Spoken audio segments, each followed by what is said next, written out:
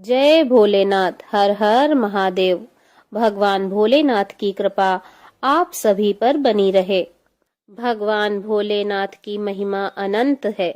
जो भक्त श्रद्धा से उनकी कथा सुनते हैं, उनके जीवन में सुख समृद्धि आती है। सोमवार व्रत कथा को सुनने से मनोवांछित फल की प्राप्ति होती है और भोलेनाथ जी की कृपा प्राप्त होती है। अतः आप सभी इस कथा को पूर्ण श्रद्धा के साथ सुनें और भगवान भोलेनाथ जी की कृपा प्राप्त करें। किसी नगर में एक धनी व्यापारी रहता था। दूर दूर तक उसका व्यापार फैला हुआ था। नगर के सभी लोग उस व्यापारी का सम्मान करते थे। इतना सब कुछ संपन्न होने के बाद भी वह व्यापारी बहुत दुखी था, क्योंकि उसका कोई पुत्र नहीं था, जिस कारण अपने मृत्यु के पश्चात व्यापार के उत्तराधिकारी की चिंता उसे हमेशा सताती रहती थी। पुत्र प्राप्ति की इच्छा से व्यापारी प्रत्येक सोमवार को भगवान शिव जी का व्रत करता था और पूजा किया करता था, और शाम के समय शिव मंदिर में जाकर भगवान शिव जी के सामने घी का दीपक जलाया करता था। उसकी भक्ति देखकर माँ पार्वती प्रसन्न हो गईं और भगवान शिव जी से उस व्यापारी की मनोकामना पूर्ण करने का निवेदन करने लगी। भगवान शिव जी बोले, इस संसार में सबको उसके कर्म के अनुसार फल की प्राप्ति होती है।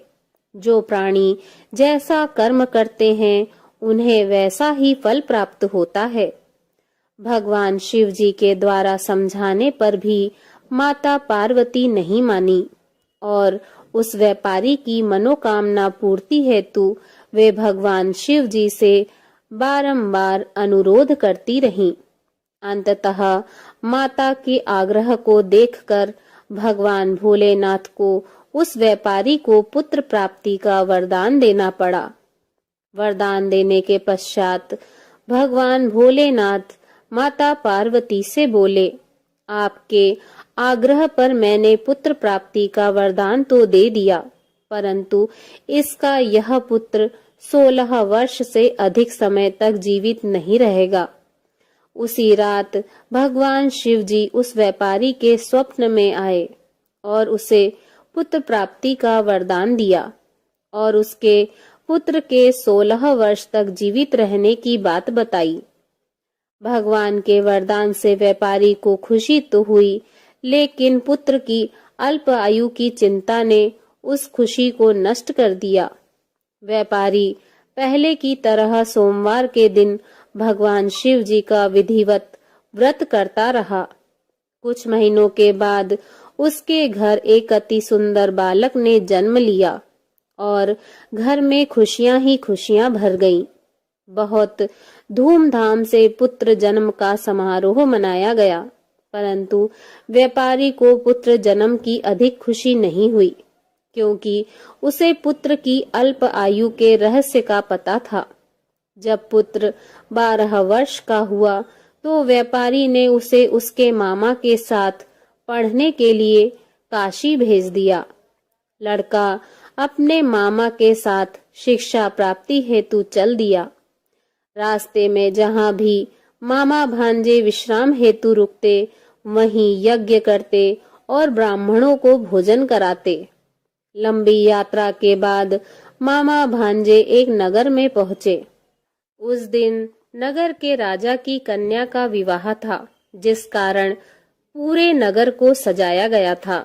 निश्चित समय पर बारात आ गई, लेकिन वर का पिता अपने बेटे के एक आंख से काने होने के कारण बहुत चिंतित था। उसे भय था कि इस बात का पता चलने पर कहीं राजा विवाह से इनकार न कर दे, इससे उसकी बदनामी होगी। जब वर के पिता ने व्यापारी के पुत्र को देखा तो उसके मस्तिष्क में एक विचार आया। उसने सोचा, क्यों न इस लड़के को दुल्हा बनाकर राजकुमारी से विवाह करा दूं। विवाह के बाद इसको धन देकर विदा कर दूंगा और राजकुमारी को अपने नगर ले जाऊंगा। वर के पिता ने लड़के के मामा से इस संबंध में बात की। मामा ने धन मिलने के लालच में वर के पिता की बात स्वीकार कर ली। लड़के को दूल्हे का वस्त्र पहनाकर राजकुमारी से विवाह करा दिया।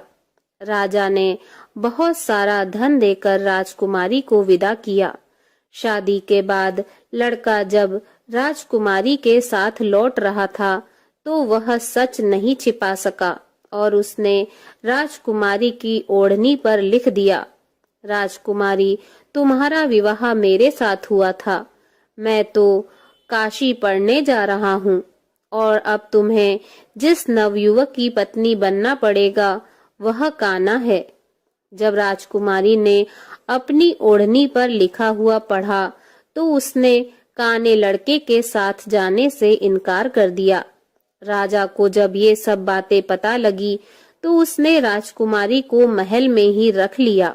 उधर लड़का अपने मामा के साथ काशी पहुंच गया और गुरुकुल में पढ़ना शुरू कर दिया।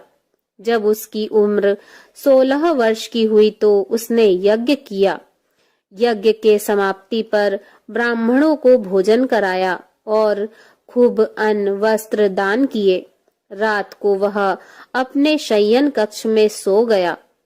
भगवान शिव के वरदान के अनुसार शयन अवस्था में ही उसके प्राण पखेरु उड़ गए।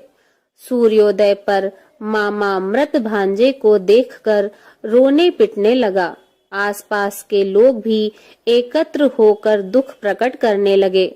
लड़के के मामा के रोने विलाप करने के स्वर समीप से गुजरते हुए भगवान शिव और माता पार्वती जी ने भी सुने। माता पार्वती जी ने भगवान से कहा, हे प्राणनाथ, मुझे इसके रोने के स्वर सहन नहीं हो रहे हैं। आप इस व्यक्ति के कष्ट को अवश्य दूर करें। भगवान शिव जी ने माता पार्वती के साथ अदृश्य रूप से समीप जाकर देखा तो भोलेनाथ माता पार्वती से बोले, यह तो उसी व्यापारी का पुत्र है जिसे मैंने 16 वर्ष की आयु का वरदान दिया था। इसकी आयु पूरी हो गई है। माता पार्वती ने फिर भगवान शिव जी से निवेदन कर उस बालक को जीवन देने का आग्रह किया। माता पार्वती के आग्रह पर भगवान शिव जी ने उस लड़के को जीवित होने का वरदान दिया और कुछ ही पल में वह जीवित होकर उठ बैठा। शिक्षा समाप्त करके लड़का मामा के साथ अपने नगर की ओर चल दिया। दोनों चलते हुए उसी नगर में पहुंचे जहां उसका विवाह हुआ था। उस नगर में भी यज्ञ का आयोजन किया। समीप से गुजरते हुए नगर के राजा ने यज्ञ का आयोजन देखा और उसने तुरंत ही लड़के और उसके मामा को पहचान लिया। यज्ञ के समाप्त होने पर राजा मामा और लड़के को महल में ले आया और कुछ दिन उन्हें महल में रखकर बहुत सा धन वस्त्र आदि देकर राजकुमारी के साथ विदा कर दिया। इधर भूखे प्यासे रहकर व्यापारी और उसकी पत्नी बेटे की प्रतीक्षा कर रहे थे। उन्होंने प्रतिज्ञा कर रखी थी कि यदि उन्हें अपने बेटे की मृत्यु का समाचार मिला तो दोनों अपने प्राण त्याग देंगे। परंतु जैसे ही उसने बेटे के जीवित वापस लौटने का समाचार सुना तो वह बहुत प्रसन्न हुआ। वह अपनी पत्नी और मित्रों के साथ नगर के द्वार पर पहुंचा। अपने बेटे के विवाह का समाचार सुनकर पुत्र वधू राजकुमारी को देखकर उसकी खुशी का ठिकाना न रहा। उसी रात भगवान शिव जी ने व्यापारी के स्वप्न में आकर कहा, हे श्रेष्ठी, मैंने तेरे सोमवार के व्रत करने और व्रत कथा सुनने से प्रसन्न होकर तेरे पुत्र को लंबी आयु प्रदान की है। पुत्र की लंबी आयु जानकर व्यापारी बहुत प्रसन्न हुआ। शिव भक्त होने तथा सोमवार व्रत करने से व्यापारी की सभी मनोकामनाएं पूर्ण हुई। इसी प्रकार जो भक्त सोमवार का विधिवत व्रत करते हैं और व्रत कथा सुनते हैं, उनकी सभी इच्छाएं पूरी होती हैं। प्रेम से बोलिए जय भोलेनाथ। ओम नमः पार्वती पते हर हर महादेव। ओम जय शिव ओमकारा, प्रभु हर शिव ओमकारा, ब्रह्मा विष्णु सदा शिव, ब्रह्मा विष्णु सदा शिव, अर्धांगी धारा। ओम जय शिव ओमकारा, एकानन चतुरानन पंचानन राजे, स्वामी पंचानन राजे, हंसासन गरुणासन, हंसासन गरुणासन, वृषवाहन साजे। ओम जय शिव ओमकारा, दो भुज चार चतुर्भुज, 10 भुज अति सोहे, स्वामी 10 भुज अति सोहे, त्रिगुण रूप निरखते, त्रिगुण रूप निरखते, त्रिभुवन जन मोहे। ओम जय शिव ओमकारा, अक्षमाला वनमाला, मुंडमाला धारी, स्वामी मुंडमाला धारी, चंदन मृग मद सोहे, चंदन मृग मद सोहे, भोले शशिधारी। ओम जय शिव ओमकारा, श्वेतांबर पीतांबर, बागांबर अंगे, स्वामी बाघांबर अंगे, सनकादिक गरुणादिक भूतादिक संगे। ओम जय शिव ओमकारा, कर के मध्य कमंडल, चक्र त्रिशूल धरता, स्वामी चक्र त्रिशूल धरता, सुखकारी दुखहारी, सुखकारी दुखहारी, जग पालनकारी। ओम जय शिव ओमकारा, ब्रह्मा विष्णु सदा शिव, जानते अविवेका, स्वामी जानते अविवेका, प्रणवाक्षर में शोभित, प्रणवाक्षर में शोभित, ये तीनों एका।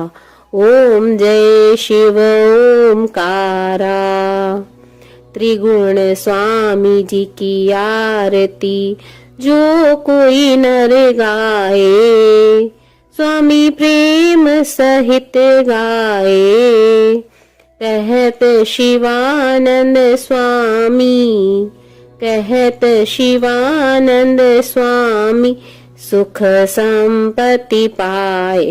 ओम जय शिव ओमकारा, ओम जय शिव ओमकारा, स्वामी हरे शिव ओमकारा, ब्रह्मा विष्णु सदा शिव, ब्रह्मा विष्णु सदा शिव, अर्धांगी धारा।